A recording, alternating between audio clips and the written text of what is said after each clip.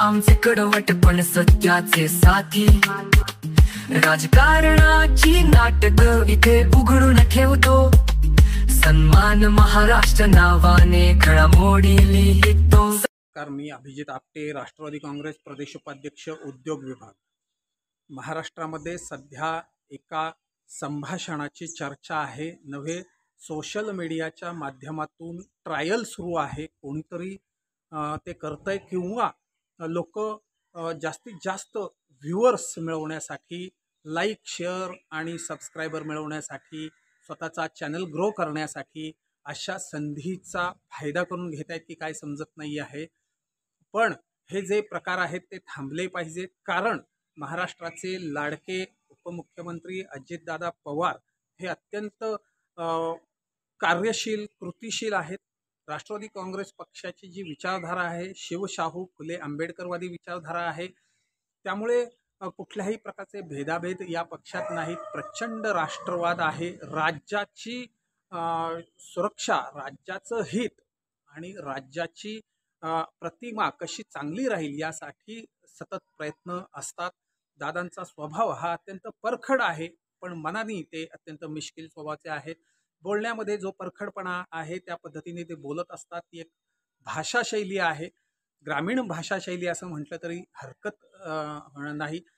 याच्यामध्ये आणखीन एक दुसरी बाजू जर बघायचं झालं तर ती जी कोणी अधिकारी आहे ती आहे केरळची अधिकारी आहे।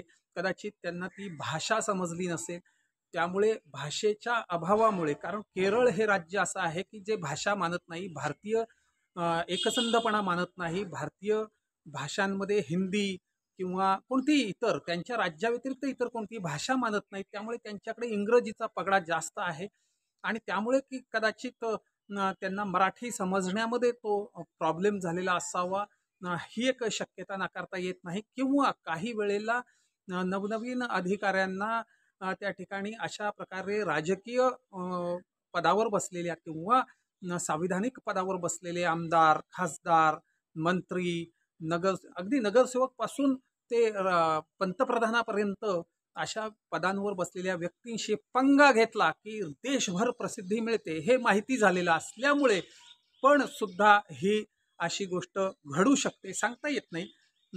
मी काही त्यांच्यावर तो आरोप लावत नाही आहे, त्यांचा तो खरोखरीच भाषेचा प्रॉब्लेम असू शकतो। आमच्या महाराष्ट्रामध्ये जेवढे पण IPS असो, IAS अधिकारी असो, कोणी अशा प्रकारची गोष्ट करणार नाही, कारण त्यांना दादांचा स्वभाव माहिती आहे।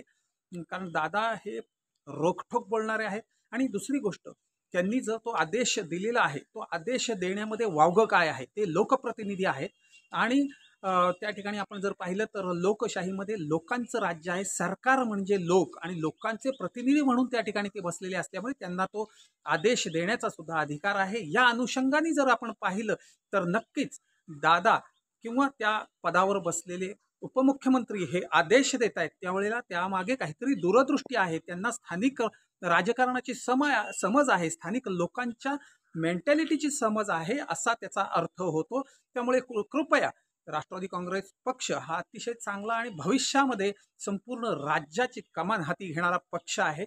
देश आणि महाराष्ट्राच्या विकासासाठी ही अत्यंत गरजेची गोष्ट आहे।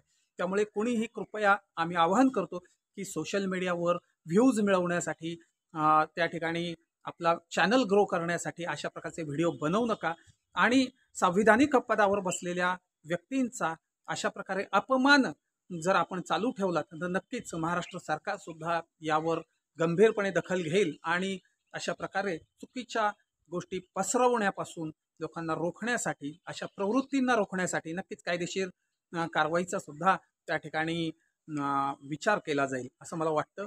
नमस्कार। मी पुन्हा एकदा अशा गोष्टीमध्ये पडू नका आणि संविधानिक पदांचा मान राखा, तसंच सरकारी त्या अधिकाऱ्यांचा सुद्धा आपण मान राखूया, कारण हा कम्युनिकेशन गॅप असू शकतो। जय हिंद, जय महाराष्ट्र।